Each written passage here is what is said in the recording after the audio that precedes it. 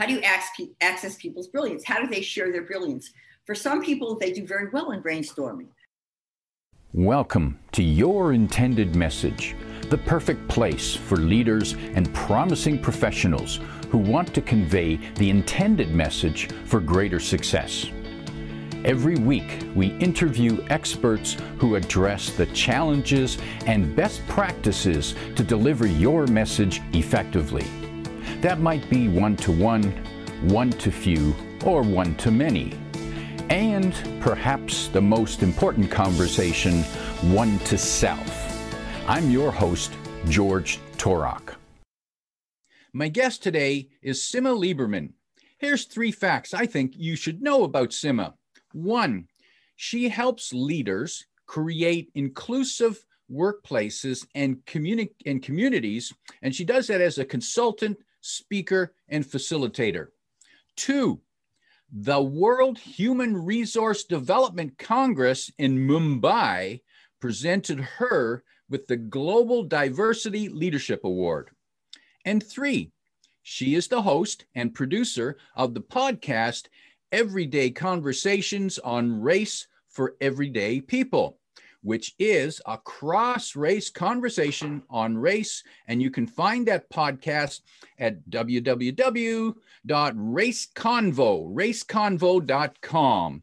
Simma, welcome to Your Intended Message. Hi, George. It's great to be here. It's wonderful to be talking with you today. You are known in some circles, most circles, as the inclusionist. And that's not hypnotist or illusionist, it's inclusionist. That's the first time I've heard that word, but I imagine that that's about including. Exactly. Tell us about that word, what it means to you, and what more people need to understand about that concept. Well, that's a really good question, George. What inclusionist means is that I help, like earlier we said, I help create inclusive work cultures.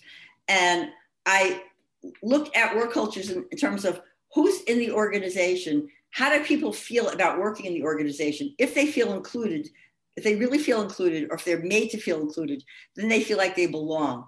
If they feel like they belong, it means that then they're very comfortable contributing their best work, contributing their genius in the organization. They're willing to take risks. They're willing to they're willing to speak up. And when people don't feel included, when they feel excluded, they don't feel part of the organization, and they're more afraid to share their ideas. They don't really see how they fit into the whole organization. They don't have a sense of belonging, and they're just there. And oftentimes people will leave. If people don't feel included in an organization, if they don't feel like they're really being valued as an individual, they're gone.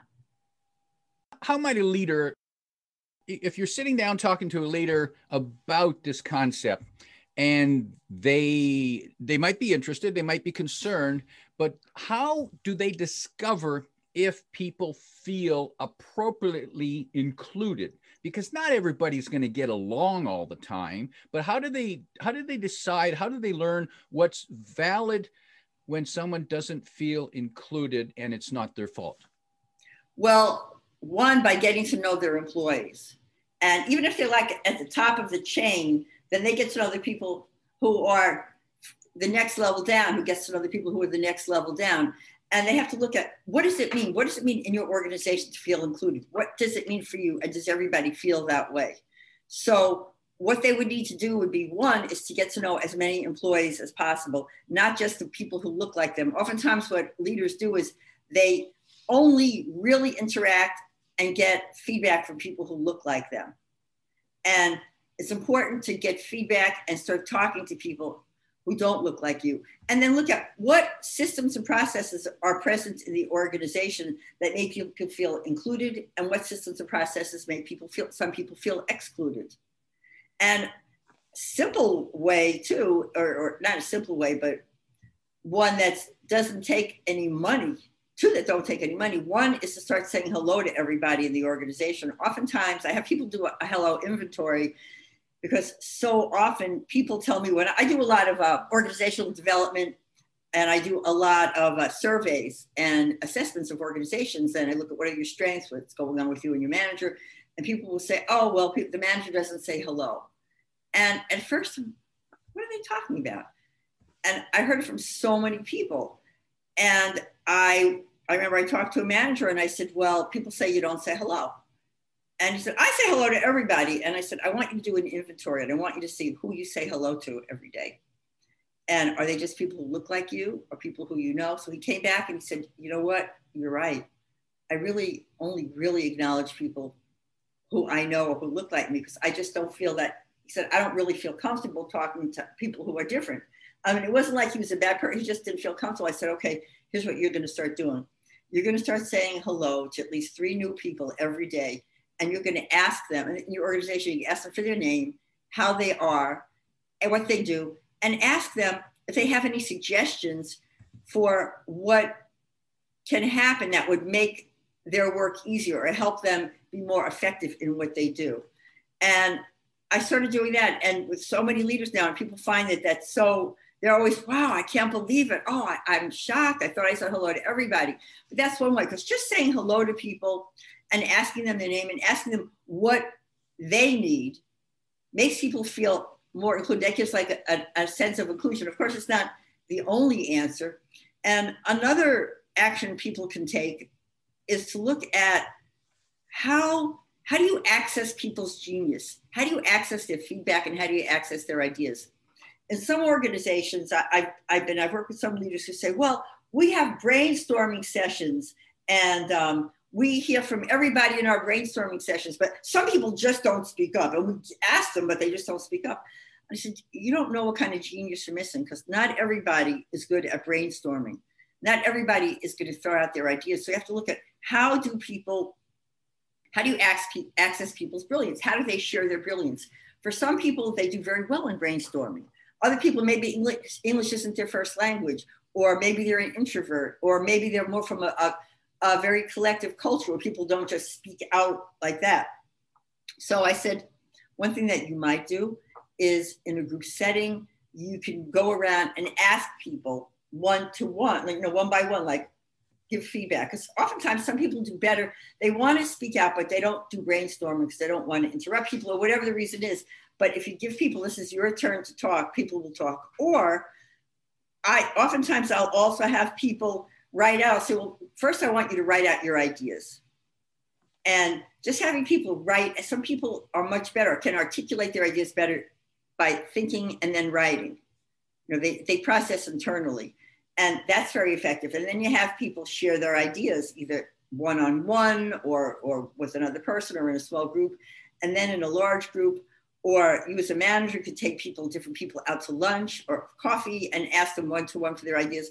Because when you know how to access people's brilliance, then you know what you need to do in order to have everybody contribute, because you don't know what ideas you're missing out on. When you're not being fully inclusive, you don't know what ideas and genius you're missing out on. And again, those people will leave if they don't feel like they're being included. If they feel like they're underestimated and nobody really cares what they think, they're gone. Now, in a typical meeting, if the supervisor or manager leaders leading a meeting, at some point they might reach out to the group and say, who has a thought on that? And there's always some who speak out more than others. Should that person go to the person who's not speaking, or would that be considered picking on them?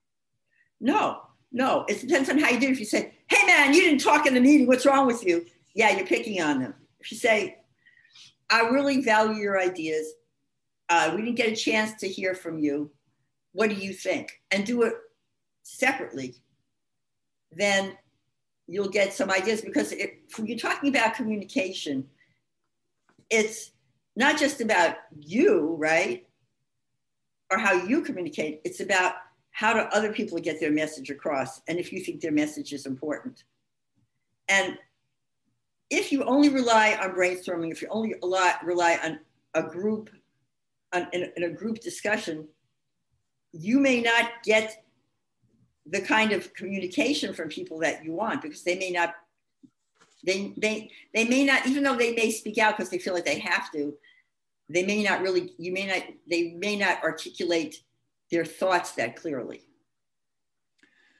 So to reach some people, it's not good enough to they might feel embarrassed or to speak in the group, or they might feel it's not their place. Yes. In that case, it's best to talk with them one-on-one. Yeah, exactly. And they may not be able to articulate their thoughts that quickly. They, if they're an internal processor, they need a little bit of time to think. And you need those internal processors because sometimes they're the ones that will give you the most detailed and step-by-step suggestions for how to solve a problem. And being one of those internal processors, I know that we ask the best questions. Yeah. When we're given a chance. Exactly. Because you're able to take the time to think about what it is that you want to say. And you don't just talk off the top of your head, which is okay too for some people. But if you only have that, you miss out on so much. Now, let's look at the other. There's two topics here that are linked together. One is inclusion, the other is diversity, and diversity meaning being different, inclusion meaning, well, not so different after all. So let's look at the diversity side, because that seems to present a challenge for a lot of people. Why do you think that is? Well, it depends on it's how people define diversity, number one, because when you look at diversity, it's according to Roosevelt Thomas, who was, I guess you could say, the grandfather or grandperson or whatever of diversity and inclusion in organizations. See, the late Roosevelt Thomas, he passed away a few years ago. He said diversity is all the differences and similarities that people bring to the workplace and the ensuing complexities and tensions that go along with that. So just because you have diversity, I mean, you want to have diversity, but oftentimes when people think diversity, they just think representation of people who look different. And if people don't know each other, if they don't feel included, people will leave and you won't get the benefit of their brilliance. So that's why you need inclusion. So you need the diversity, but you can't just look at diversity as, oh, how many Black people, how many white people, how many Asian people. You look at, we want a diverse workforce. So let's look at, if it's everybody's white, we need more than just white people. Everybody's men, we need more than just men. Everybody's a certain age. We want to have different kinds of people, but then what do we do with those different kinds of people? And that's where the inclusion comes in. Because if you have different kinds of people, but you want everybody to act the same way, then you're not really benefiting from diversity. And diversity alone isn't enough, because if people aren't comfortable, if you haven't created an environment where people feel comfortable, then people will end up just being in silos. And people will bring their biases and assumptions to work, and they just tend to congregate amongst themselves because that's where they feel comfortable. So your role as a leader is to be able to create an environment and opportunities for people to be able to talk and have meaningful conversations. Like one thing that you might do is create an innovation team around a particular issue or a particular product, and bring a diverse group of people on that innovation team, also from different work functions, different levels, and create opportunities for people to talk, get to know each other, and to do some problem solving together. Now that's interesting. I thought I heard something in there when diversity could, for example, be something as simple as mixing marketing with engineering. Yeah. Having people who think differently. Yeah. You want to have people who think differently. And you want to have people who think differently. You want to have people from different backgrounds, because people from different backgrounds have different experiences. So they have the different perspectives, and they could know how to appeal or to be able to reach different kinds of people. Now, I can certainly see how, for example, if we're taking a product to market and we're marketing in marketing different audiences, I can see how a diverse mix of people from different cultures and different sort of thinking can contribute. Say, well, that marketing program might work in this part of the country or in this country, but not this country, because people see that whole story differently. That's right. And if you only have people, who don't know that, they could end up offending people, and they could end up losing a whole lot of business, which has happened in the past. And as as a speaker, one of the lessons I've learned is that there are gestures that we might use in North America, with especially with our hands, that might be okay here, but in other cultures can be perceived as being just wrong. Yeah, that's right. That's right. Even like I think in our culture, like in the U.S., what was it? I think was it going like this or something, that everything is okay is offensive. I think it was in Australia. It means like the middle finger, and at the same time, different gestures are being hijacked by different groups too. So you want to be able to see what is, you need to know what's appropriate and what's inappropriate. So a leader within a workplace organization, let's assume that they do have a somewhat diverse group in terms of gender and race. How can they check their own behavior and language to not offend people?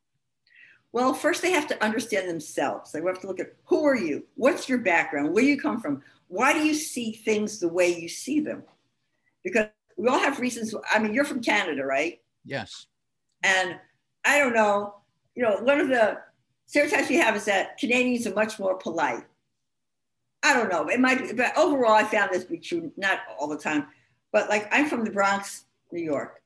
And so we tend to be, not everybody, of course, but the culture tends to be more direct, like, hey, what the hell what the heck you doing, man? Blah, blah, blah. But that might not be appropriate. I moved from the Bronx to Oregon, which is very, very different, which is more country. And I had to learn how to adjust myself so that I wouldn't offend people. So you first have to know who you are, where you are, why you see things the way you do, and look at the fact that you are a product of your environment, and other people are also a product of their environment, their upbringing. So it's not like it's a right way or a wrong way, but you got to understand that. And once you understand that, it's easier for you to understand other people, because you have to be able to look at what are your biases. And once you're in touch with your biases, you could see, am I dealing with this person, or am I having this impression of this person out of my bias? Can I really listen? Is my bias interfering with their ability to do their best work? Is my bias interfering with my ability to actually listen to what they're saying and to really hear their ideas? In some ways, and why are we the way we are? We tend to feel comfortable with our family, our culture, and therefore we might feel threatened by people who look and sound different from us. Yeah, I mean, that's true. And that's why when you know yourself, you want to look at yourself and look at all your multiple identities, like who you are around your race. What about your age? What about where you're from specifically? What are your interests? What's your work function? All of that. What are your hobbies?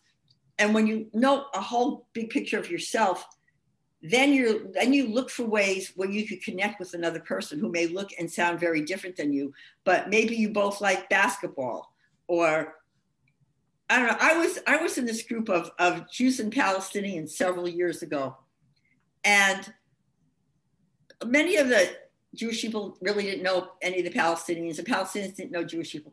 But these two people, it was so funny because they both discovered, it was a Palestinian guy and a Jewish guy, and they both discovered that they really liked Bob Dylan. And so had they not had that conversation, they might have just gone with some stereotypes that they had learned about each other. But because they were able to find that connection, they became friends, and then it's easier to talk about other things. Now, that's an interesting concept, because it sounds like, although we need to accept and embrace diversity, probably an overused term, but maybe one way to do that is to find the bridge that we have in common. Yeah, because once you connect with people, then it's easier to talk about differences. And then differences become really interesting to you. And you have to realize that you're looking at things from your perspective. So you might find somebody who's different than you strange, but they might find you strange. But when you talk to each other, then you find each other much more interesting. And I suppose it's the differences that make us interesting. I mean, we want to have something in common, but if we have everything in common, it's a boring conversation. Well, it is boring. And that's why it's always interesting to look at, where were people raised? I grew up in the Bronx. So for me, I was telling somebody that where I was raised, you always wanted to live on a busy street. You felt safer on a really busy street. And when I moved to Oregon, people were talking about they wanted to live somewhere quiet. And I was thinking, that would be really scary. But to them, if they saw a lot of people on the street, they would get scared because they would think that something happened. Or when I was thinking something you said earlier, I was thinking about communication styles. I'm Jewish. I'm from the Bronx. We tend to have an overlapping communication style.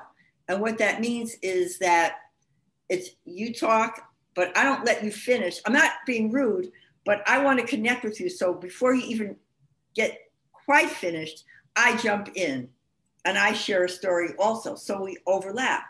In general, like in US culture and in Canadian culture too, it's more that I talk, then you talk, then I talk, then you talk.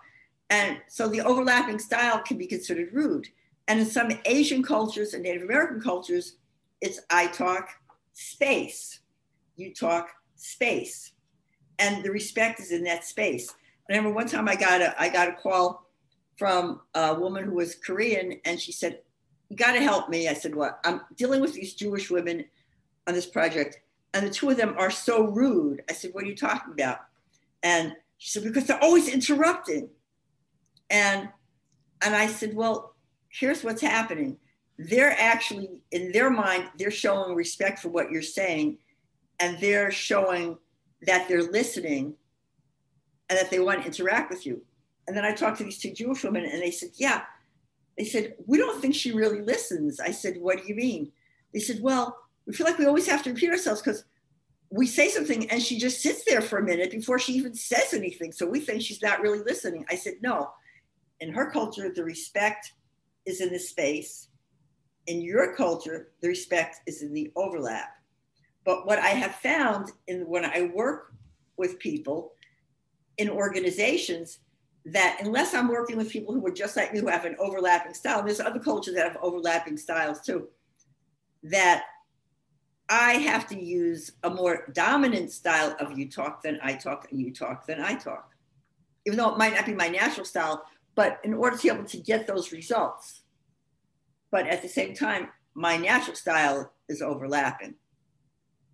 So that suggests that when we might be offended by a different style, somehow we need to discover whether the person is respecting us or disrespecting us. How do we do that? Do we say, are you disrespecting me?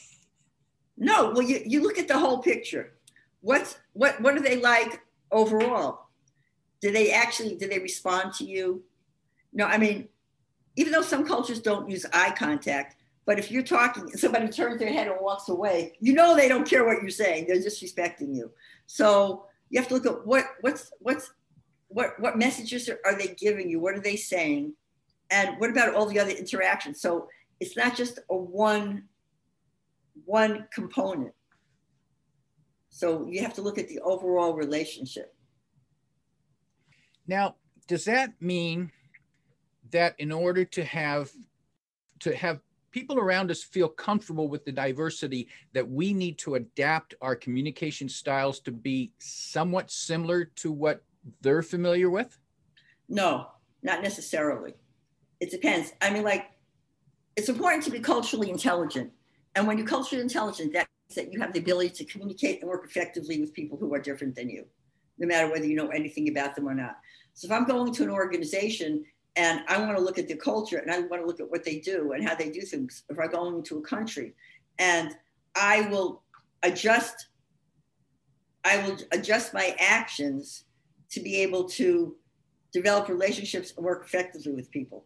But in an organization, when you're looking at creating a more diverse work culture, and say everybody is all white guys over 40, Christian men, you know, like heterosexual, and they want to have more diversity, then what they need to start thinking about is, it's not about bringing everybody in who's going to act like them. It's what do we need to do, one, to make people feel comfortable, and what do we need to do to adjust our culture so people are more comfortable? Because in an organization, if you want to have an inclusive culture, it means you have to sometimes go through transformation, and you have to be able to adjust. Is there such a thing as a diversity index? Yeah, they have diversity indexes. Different companies have diversity index of how included people feel. I mean, there's different types of diversity indexes. Ultimately, though, it's important to be able to talk to people who work in that organization and look at, are people staying? Are they leaving? What does the organization look like? How creative is the organization? And just watch people. Well, I mean, now we're all working from home. But when you can, like, watch how people interact, even on a Zoom call, how are people interacting? Oh, that's interesting. So if you're on a Zoom call, watch who is actually connecting with who, might give you an idea of, okay, there seem to be little cliques in here. Yeah. Especially if the cliques seem to be defined by physical appearance. Yeah, and if people don't know each other, that's what happens. You got the white people over here, you have maybe the Filipino people over here, you have Black people over here, and that's not really helping the organization. I mean, it might be helping the organization, but overall it's not, because you want to be able to look at how do I get the best of everybody, and the best of everybody is when you can get people to collaborate. So people have to know you have to have some opportunities for people to know each other and also to work together to solve problems in order to be able to collaborate. And studies have shown that that a diverse workforce is more effective, and people are able to solve problems much quickly and be more creative when they know each other. I mean, not that they know each other before, but when, as a leader, you create opportunities for people to actually talk and interact with each other, more than just bringing people into a room. I mean, you can bring them into a room, that's better than them not being in a room together, but. And I want to point out what might not be obvious to some people is, if I understand this right, diversity isn't necessarily the goal, it's just a tool to the goal. Yes, and yes. But the and is, it could be an initial goal. Okay, let's get more diversity. Like say the police force, let's get more diversity in the police force, like in the United States. But when you have more diversity in the police force, what are you going to do? Because there's been a lot of issues around racism and police brutality. So what are you going to do to change that culture in that organization so that people stay, people feel comfortable? Because there's been a lot of hazing of like Black police officers, brutality against Black police officers, or or Hispanic or Latinx or Asian. So what are you going to do to make sure that everybody is comfortable, that people could do their best work? And what that means is they have to look at what's the system. You know, you have to look at the systems and processes, and you have to look at rooting out people who are police officers who are racist. So what are you going to do? How are you going to do that? You have to look at it. How do people communicate? How do you know that people are racist? I mean, a lot of times if you know, you know. But what can you change about your practices as a police force? So if your practice is that you send people into a Black community who are dressed like stormtroopers, and you've created an environment where people think of the Black community as like a place where you need to go and impose order, then you're perpetuating that stereotype, and you're perpetuating the opportunity for police brutality. But if you are looking at how can I work with that community, how does the community have even some input in who gets to be a police officer? What do they need in the organization, or any community, like LGBT community, any community? That's going to make a difference. What comes first, diversity or culture change? Well, you have to do it at the same time, because if you just have diversity and the culture is the same, people are going to stay a day, or they're going to come in and they're going to shut down immediately. So you need to look at your culture. What is the culture in your organization? What do you need to do to make it? Is it a culture where people actually interact and say hello? What do you need to educate? How do you educate people? You need to educate people about diversity and inclusion in advance, that you have people do their research, people learn. And as you bring new people in, you don't just bring in, like, say, one Black person or one Hispanic person. You need to bring in more than one, because if it's only one, you're not going to really see any kind of real change. And you have to be willing to look at your culture. What happens in your culture? Just even from the time when you interview people. When you're doing an interview, research has shown that people tend to hire people who they want to go and have like a coffee with or a beer with. And those people tend to be just like them. So you want to be able to change how you interview people. You want to be able to, first of all, train people to be able to make connections with people who don't look like you. And you want to be able to have interviews where it's more than just you doing an interview. For instance, you could say, well, I ask everybody the same questions, but actually you don't. You ask people the same questions maybe, but you don't ask it the same way. And the follow-up is not the same. So you may ask them the same initial questions, but if you're not comfortable, if they're different than you and you have your own biases, you ask that question, you don't really follow up. You just ask the question, they don't get the smile, they don't get the extra cup of coffee, they don't get introduced to anybody. So that's why you want to look at those practices, or where you recruit from even.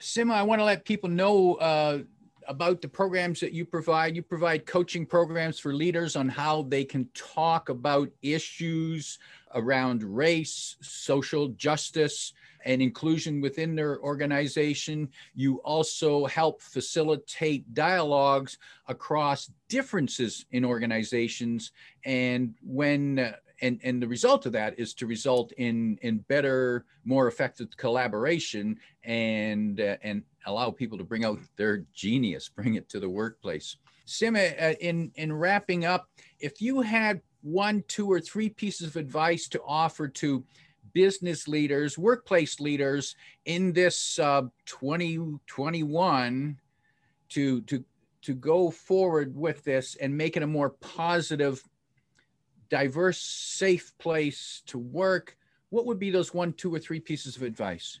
Well, first, know yourself. Look at who you are. Look at your background, why you think the way you think, and think about your biases. I mean, and admit to yourself that you have biases. You don't have to tell everybody what your biases are, but think about what they are and where they came from. So what can you do to to combat those biases? And I talk about that. And if everybody has any questions, they can feel free to contact me. I'm more than glad to give people a brief phone conversation and talk about that. And then I say, take diversity to lunch. And when I say take diversity to lunch, I mean, get some people who don't look like you, who are different than you. Invite somebody to lunch and just talk about, I mean, just don't say, hey, what's it like to be a Black person? Or what's it like to be a white person? But ask them about their background, ask them about how they grew up, and be willing to share how you grew up. And then I would say, do a hello inventory. Look at who you say hello to and who you talk to. And make sure that you get to know even the names of 3 new people a day, depending on how big your organization is. We'll get to know people better. And of course, I would also say, look at your systems and processes, from hiring through promotion, through contribution, and get a diverse team together and have people look together at your systems and processes and look at what needs to change to make them more inclusive, and where are there opportunities for bias and exclusion. My guest today is Simma Lieberman, leaving you with this key message: diversity might simply start with hello. If you like what you heard, remember to like, comment, and share this podcast. Come back every week for more practical insights to help you deliver your intended message. I'm your host, George Torok.